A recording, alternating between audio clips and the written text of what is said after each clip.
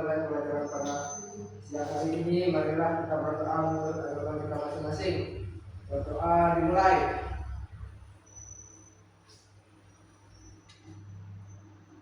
Berdoa selesai. Siapkan kelasnya, Bobi. Siap, berdiri. Ucapkan salam.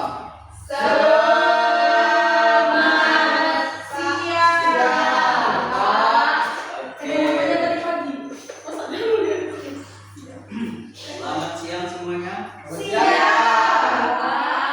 Ada yang tahu kita belajar apa hari ini? Pancasila. Ya mata pelajarannya memang Pancasila kayak apa materinya? Ada yang tahu? Lupa Pak, PPKI Pak. PPKI. Oke. Tahu Pak. Norma. Ya, nah, hari ini kita akan belajar tentang norma. Sebelum Bapak lanjut ke materi, ada yang tahu apa itu norma? Aturan Pak. Surat, terus Aturan yang di dalamnya itu ada norma agama, ada norma susila, ada norma sosial. oke. Nanti kita belajar lebih lanjut ya. Baik Pak. Oke. Sebelum kita masuk ke materinya, bagaimana kabar kalian hari ini? Luar biasa. Jaya. Yes, mantap. Ini semangat benar kayaknya. Ya Pak, semangat terus ya. Oke. Sebelum itu, Boni sama Kit tolong duduk di depan dong. Masa cowok di belakang? Dari siapa? Bisa. Belakang. Ayo cepat. Nggak mau, Pak. Jangan lawan. Cepat. Belakang saya Bapak, Pak. Baik. Cepat. Belakang nih Pak. Ayo. Aus. Pak izin minum ya. Aus.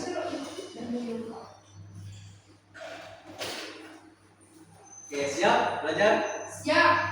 Oke, kita hari ini tentang norma. Tadi Sabna sudah jelaskan tadi tentang norma. Apa itu norma? Sabna, tolong diulang lagi. Norma itu adalah peraturan. Lalu, Nah, yang di dalamnya Pengertiannya. SMA itu ada norma susila. Lupa Pak, kan Bapak tadi Bapak saya. oke, nggak apa-apa. Yang tahu aja, yang tahu aja. Norma sosial, norma agama.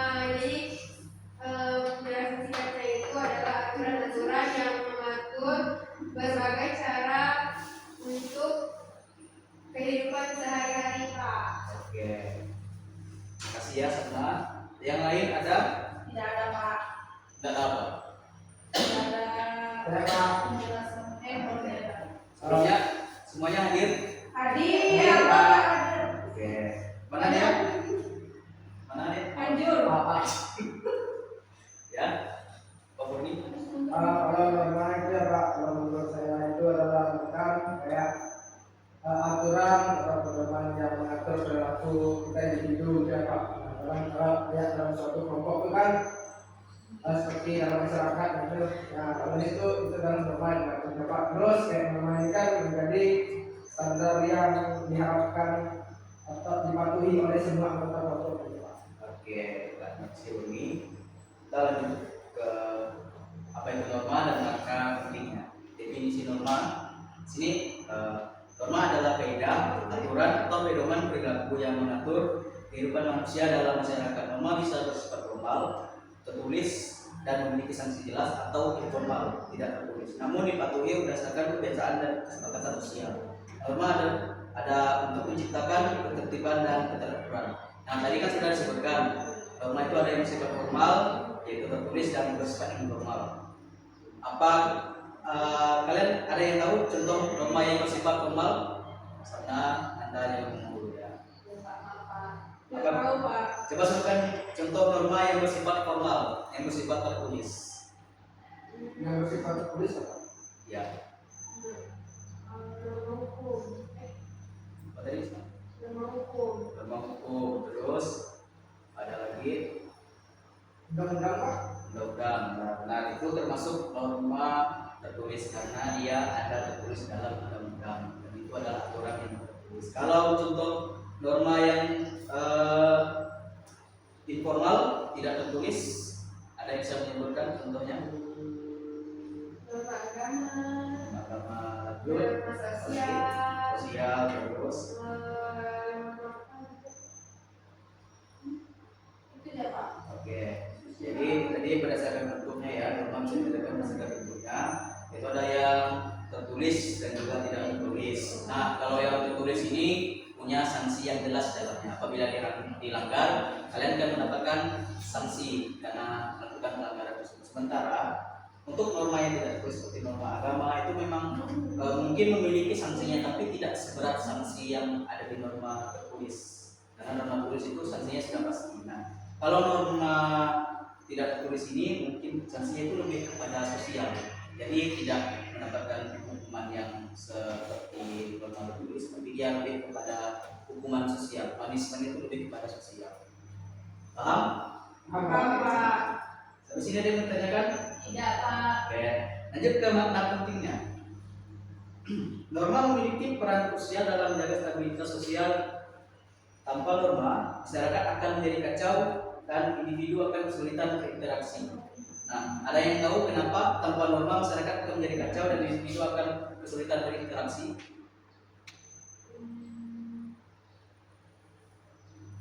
Pak Jim ya? Ada yang tahu tanpa norma, kenapa tanpa norma masyarakat akan menjadi kacau dan individu akan kesulitan berinteraksi?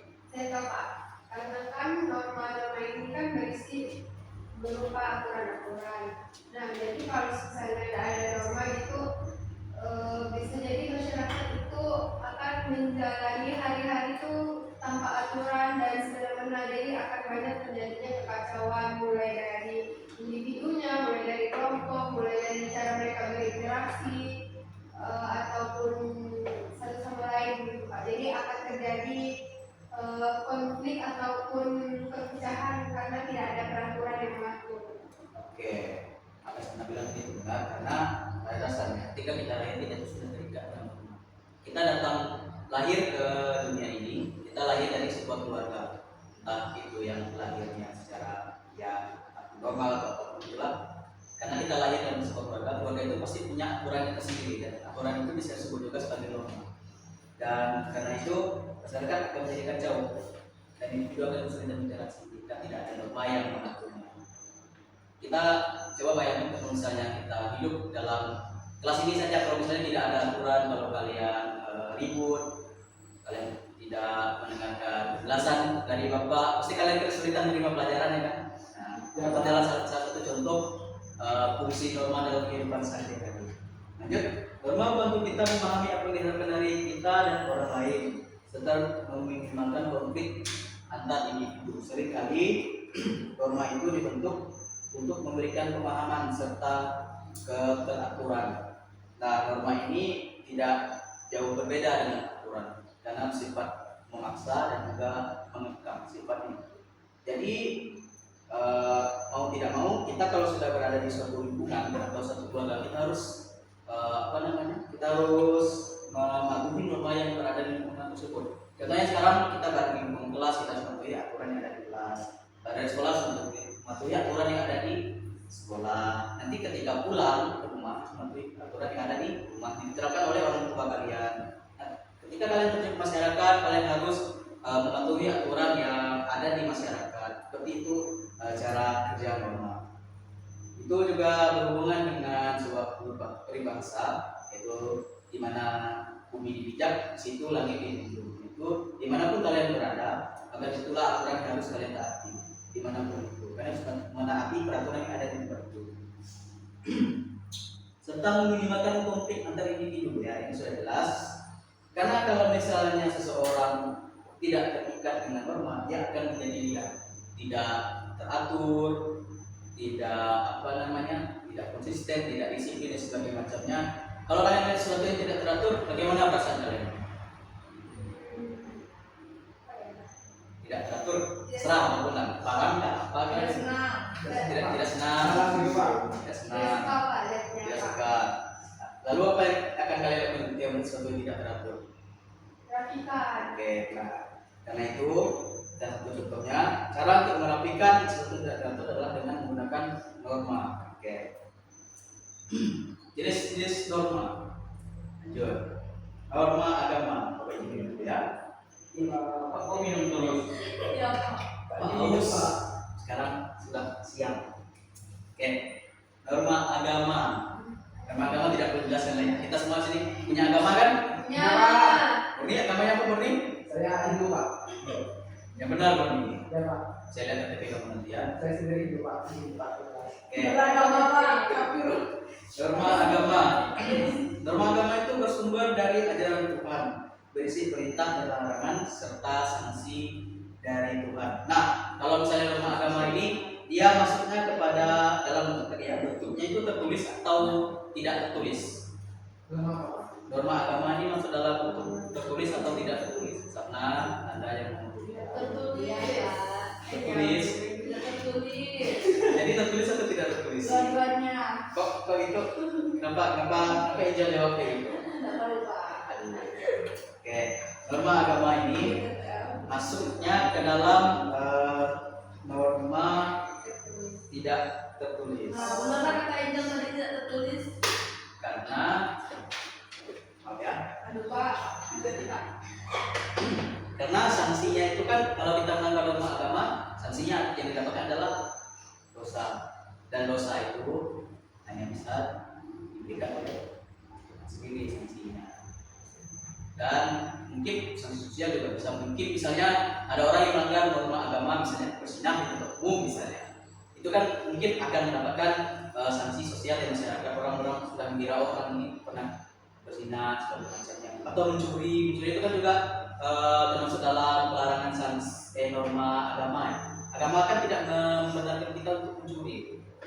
Nah, kalau Borni, sebenarnya satu contoh norma agama yang kamu tahu. Contohnya.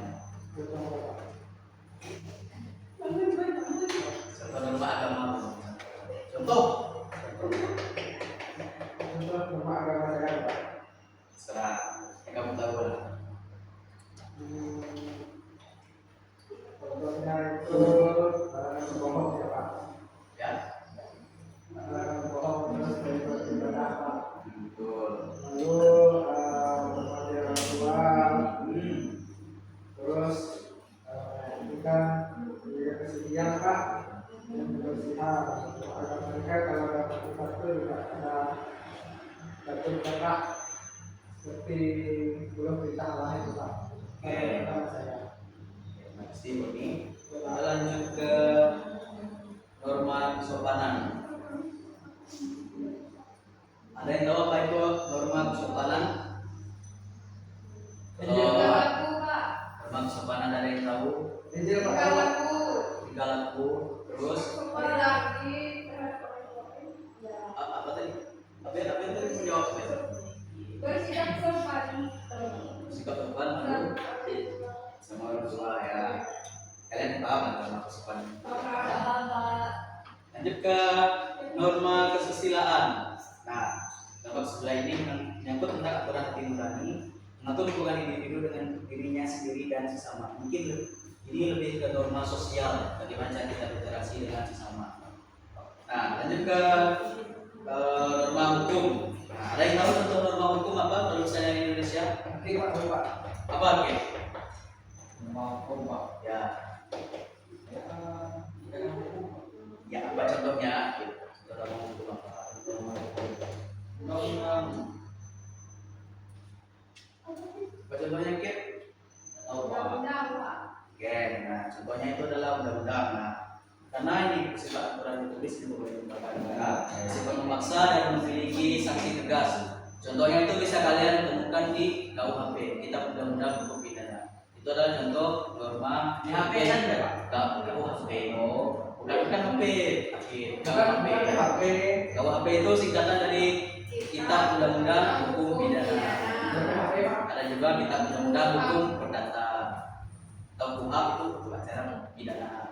Kalau kurang itu penyakit oke. Tolong fokus ya. Kita nggak lama untuk masuk jam pelajaran. Oke. Lanjut. Contoh norma agama dalam kehidupan sehari-hari. Ya, silakan baca sana. Contoh norma agama dalam kehidupan sehari-hari. Beribadah tepat waktu, melaksanakan sholat 5 waktu bagi umat Muslim, kebaktian mingguan bagi umat Kristiani atau sembahyang di pura bagi umat Hindu adalah bentuk kepatuhan terhadap norma agama yang fundamental. Ini bukan hanya kewajiban tetapi juga sarana untuk introspeksi diri dan mendekatkan diri kepada Tuhan. Oke, Anda baca yang kedua. Berperilaku jujur dan amanah, tidak berbohong, tidak menipu, dan menjaga kepercayaan adalah nilai-nilai universal yang diajarkan dalam semua agama. Norma ini mendorong integritas dan membangun fondasi kepercayaan dalam hubungan antar individu baik dalam urusan pribadi maupun profesional. Angel, baca yang ketiga Angel. Yang saling menghormati apa? Ya. Saling menghormati antar umat beragama. Toleransi beragama adalah contoh nyata norma agama yang paling penting dalam masyarakat majemuk. Menghargai perbedaan keyakinan, tidak mengganggu ibadah orang lain, dan hidup berdampingan secara damai adalah cerminan dari pengamatan norma agama yang luhur. Oke, sip. Nah, lanjut. Nah, ini contoh norma susila ada dua sekali lagi. Boni baca Boni. Jelaskan jujur ya Pak. Ya. Jujur adalah fondasi utama kesusilaan. Lalu mengakui kesalahan, menyampaikan kebenaran, dan bertindak sesuai dengan hati nurani adalah cermin dari pribadi yang berintegritas. Kejujuran juga membangun kepercayaan dan menjaga martabat diri kita. Oke. Lanjut, April baca yang kedua. Saya tidak lihat kok. Oh, Sudah lihat. tidak, dan saya ada yang katanya menyesal. Kit baca yang kedua, Kit.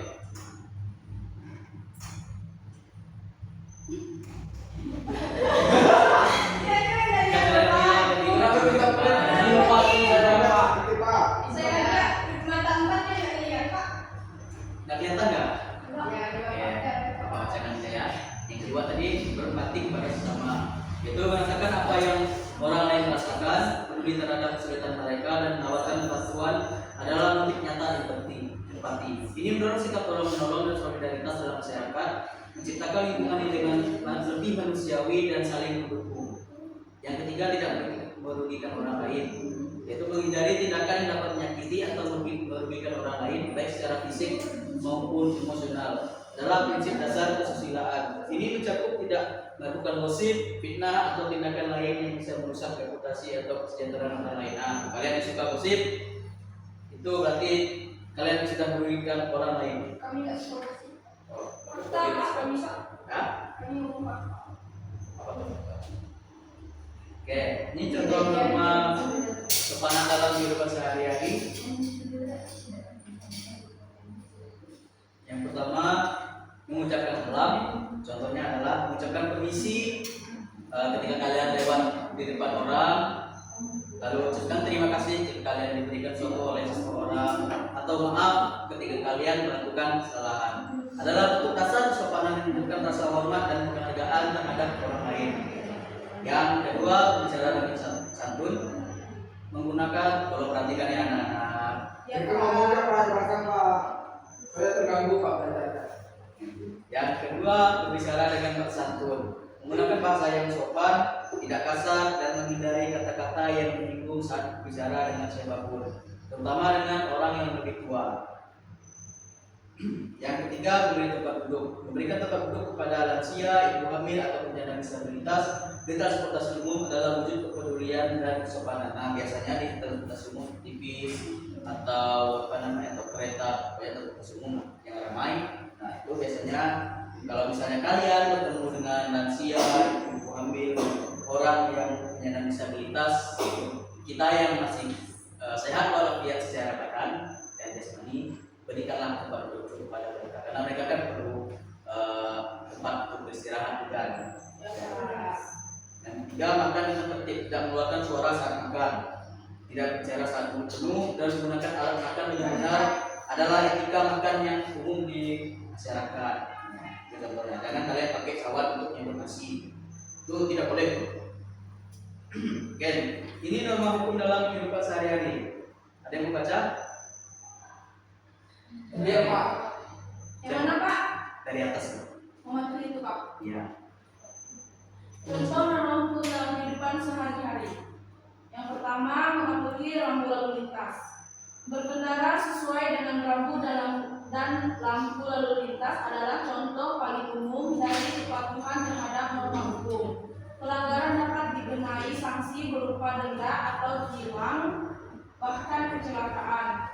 Yang kedua, membayar pajak tepat waktu. Membayar pajak penghasilan (PBB) atau pajak kendaraan adalah kewajiban hukum setiap warga negara. Pajak digunakan untuk pembangunan dan pelayanan publik, sehingga kepatuhan ini mendukung kemajuan bersama. Yang ketiga, memiliki dokumen kependudukan.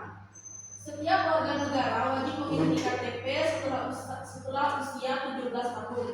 Ini adalah identitas resmi yang diatur oleh undang-undang, memastikan setiap individu terdata dan memiliki hak serta kewajiban sebagai warga negara. Yang terakhir, menjalankan kontrak atau perjanjian. Setiap perjanjian yang dibuat secara sah dan tertulis harus dipatuhi oleh semua pihak. Pelanggaran kontrak dapat berujung pada tuntutan hukum di pengadilan karena ini adalah bagian dari norma hukum perdata. Oke, terima kasih. Para saudara satu yang memiliki dokumen kependudukan. Di sini semuanya sudah di atas 17 tahun. Ketua Pak, saya baru 18 tahun. Masih muda Pak. Ada yang sudah punya KTP di sini? Belum Pak. Baru nih Pak. Baru 16 tahun Pak. Baru 16. Jadi semuanya belum punya ya? Belum, Bapak Pak. sudah ya? Hah? Bapak pasti sudah KTP. Sudah ya. Masa bapak usia 11 tahun kan mungkin? Ya. Oh, tak banyak lagi. Sabar. Oke, lanjut. Mengapa norma penting bagi masyarakat? Nah, ini tadi yang kedua pada fungsi norma yaitu menciptakan keteraturan. Norma menyediakan tenaga kerja untuk perilaku yang dapat diprediksi sehingga masyarakat dapat berfungsi dengan teratur dan harmonis serta mencegah anarki. Yang kedua, mencegah konflik dengan batasan yang jelas. Norma mengurangi kemungkinan salah paham dan perselisihan karena seseorang mengetahui batas-batas perilakunya. Yang ketiga, membangun solidaritas sosial. Kepatuhan terhadap norma bersama memperkuat rasa kebersamaan dan identitas kelompok sehingga individu merasa menjadi bagian dari suatu komunitas.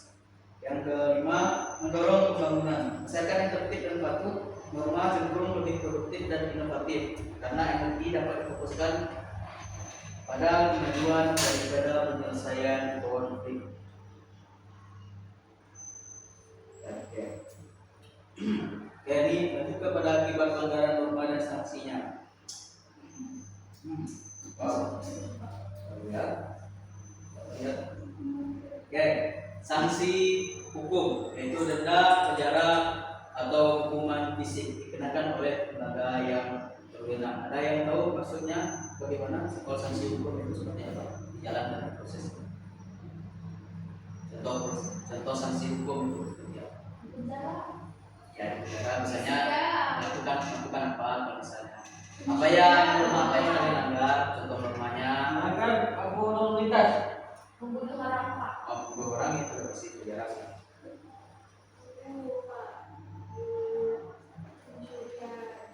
Itu yang legal. Terus Sanksinya hukum, hukum. oke.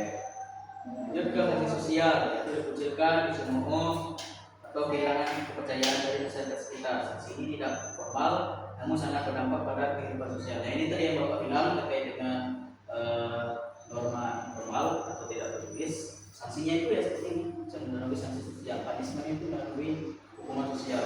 Dikucilkan, dicemooh, atau kehilangan kepercayaan dari masyarakat sekitar. Contohnya, misalnya kalau kalian pernah lihat yang Jadi gosip Pak dengan norma. contohnya kalau kalian melihat orang yang baru keluar dari penjara, kemungkinan besar mereka itu akan mendapatkan punishment dari masyarakat sekitar. Mungkin mereka dikucilkan, dicemooh dan sebagainya. Itu adalah contoh daripada sanksi sosial. Itu contohnya. Nah, lalu sanksi kesusilaan, misalnya rasa bersalah, lalu penyesalan dari diri sendiri. Ini adalah sanksi internal yang muncul dari hati nurani individu. Yang keempat, sanksi agama. Dosa mendapatkan azab di dunia atau akhirat sesuai dengan ajaran agama yang diyakini. Sanksi ini bersifat spiritual dan dipercayai berasal dari Tuhan. Jadi untuk sanksi agama ini hanya Tuhan yang dapat memberikannya. Nah, bagaimana menangkap norma sejak ini? Bapak mau tanya dulu, kenapa norma perlu ditanamkan sejak ini? Sejak kita masih kecil. Karena itu wajib. Ya, Karena ada juga kebiasaan, Pak. Ya. Karena yang dibiasakan akan menjadi terbiasa. Ah. Pokoknya gitu loh. Oke. Jadi norma itu ditanamkan sejak ini karena kita lahir ke dunia ini ke tempat yang punya aturan. Kita sudah bilang bahwa kita lahir dimanapun, berada dimanapun pasti punya aturannya tersendiri. Entah itu aturannya nyeleneh atau tidak pun itu tetap termasuk pada norma. Di sini tidak mendiskreditkan satu norma itu nyeleneh atau tidak, tapi yang penting itu dalam norma. Nah, pentingnya itu. Nah, bagaimana menentukan norma seperti ini? Pertama pada pendidikan keluarga. Orang tua harus menjadi teladan dan menjadi norma-norma dasar seperti sopan santun, kejujuran dan tanggung jawab sejak anak usia dini. Oke. Yang kedua, pendidikan formal. Sekolah berperan dalam mengajarkan nilai-nilai moral, etika dan norma, hukum melalui kurikulum serta kegiatan ekstrakurikuler yang membentuk karakter. Yang ketiga, peran komunitas. Masyarakat dan lingkungan sekitar juga berkontribusi dalam menanamkan norma melalui kebiasaan, tradisi dan pengawasan sosial serta kegiatan positif. Penanaman norma sejak ini adalah investasi jangka panjang untuk menciptakan generasi yang berkarakter, bertanggung jawab dan mampu menjaga keharmonisan sosial. Ini adalah tanggung jawab bersama antara keluarga, sekolah, dan masyarakat. Oke. Jadi Bapak sudah selesai. Bapak akan berikan tugas kelompok untuk kalian. Sini ada 6. Oke. Dibagi 2 ya. Tutup dulu kelompoknya. 3 Pak dan 3. Pukul 1 menang. 5. Oke. Kelompok ke sini, Pak. Soalnya ya. Ini kelompok 2. Bapak kasih waktu 10 menit ya. Kerjakannya. Akhirnya selesai Pak.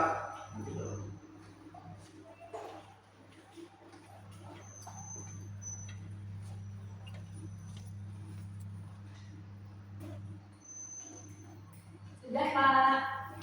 Kami dulu, Pak. Kelompok 2. Udah. Ya, Pak. Sudah Pak. Siapa yang mau duluan? Kami, Pak. Pak. Kelompok 2. Oke, silakan maju.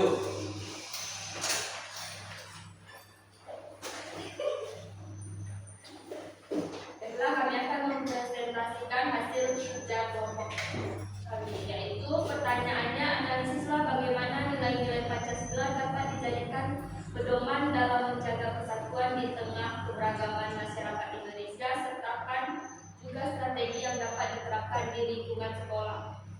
Jawabannya, Pancasila sebagai dasar negara mengandung nilai-nilai luhur yang menjadi pedoman hidup bangsa Indonesia, terutama dalam menjaga persatuan di tengah keberagaman. Nilai-nilai seperti kemanusiaan, keadilan sosial, dan musyawarah mencerminkan semangat gotong royong dan saling menghormati. Jawaban yang kedua, dalam konteks masyarakat yang multikultural, nilai-nilai ini mendorong setiap individu untuk saling menghargai perbedaan suku, agama, ras, dan budaya. Contohnya, melalui nilai kemanusiaan yang adil dan beradab, masyarakat diajak untuk tidak membeda-bedakan sesama manusia berdasarkan latar belakangnya. Ini memperkuat rasa kebersamaan dan mencegah konflik. Di lingkungan sekolah, strategi yang dapat dilakukan antara lain dengan mengintegrasikan nilai Pancasila dan perbedaan ekstrakurikuler, mengadakan diskusi tingkat budaya, serta mendorong isu kerukunan Hidup dalam bentuk harmoni. Pak. Oke. Yang kedua, kelompok 1 lagi maju.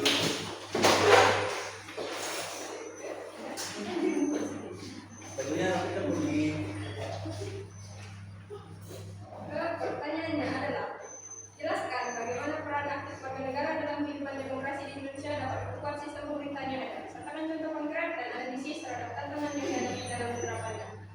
Jawabannya, peran aktif warga negara dalam kehidupan demokrasi sangat penting untuk memperkuat sistem pemerintahan di Indonesia. Warga negara yang aktif tidak hanya menggunakan hak pilihnya dalam pemilu, tetapi juga turut serta dalam kegiatan musyawarah di DPRD atau RW, menyuarakan aspirasi melalui lembaga perwakilan rakyat serta berpartisipasi dalam organisasi masyarakat sipil.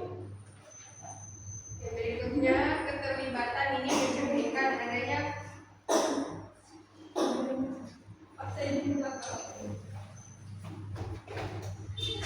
ulang kali.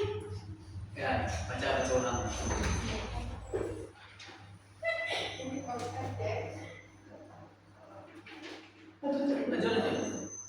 Keterlibatan ini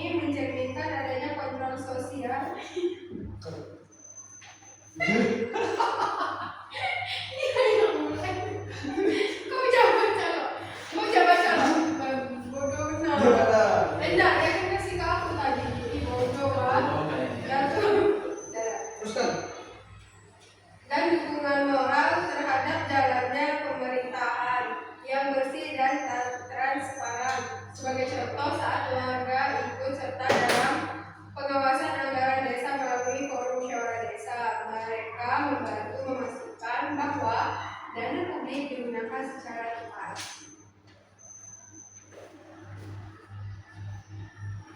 Namun demikian, partisipasi warga negara dalam demokrasi juga menghadapi sejumlah tantangan seperti rendahnya literasi politik, akademisme, dan maraknya penyebaran hoax yang dapat mengaruhi opini publik.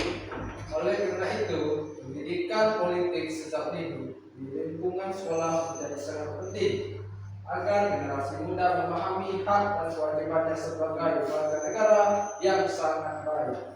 Oke, dah. Ya, Pak. Thank you. Oke, terima kasih semuanya dan terima kasih juga untuk tugas yang sudah dikerjakan. Sampai jumpa di pertemuan selanjutnya. Karena tadi kita dimulai dengan doa, maka kita akhiri juga dengan doa. Siapa yang mau memimpinnya? Nanti Pak. Akhir, akhir. Baik, teman-teman. kita pulang, supaya kita berdoa, berdoa kita lebih berani.